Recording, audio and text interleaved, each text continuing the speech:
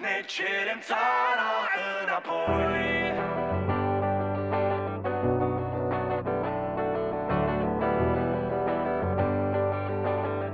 Ne cerem țara înapoi.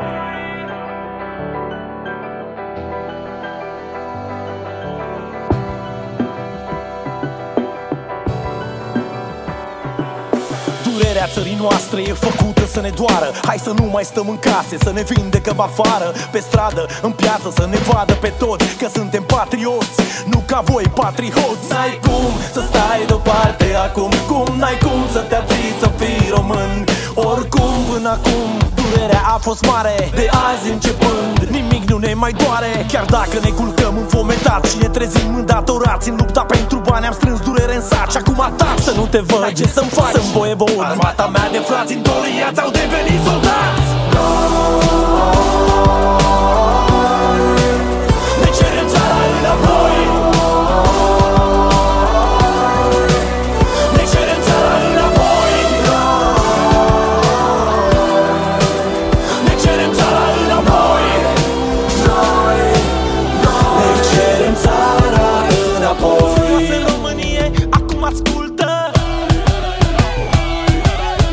Săracă Românie, acum ascultă. Iubită Românie, acum ascultă. Vândută Românie, acum ascultă.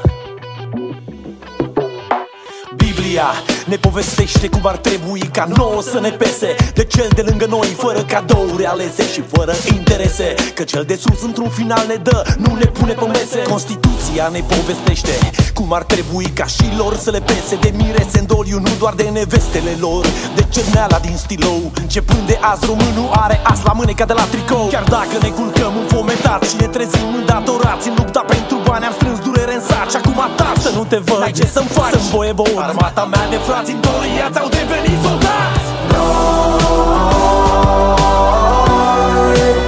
Ne cerem țara înapoi.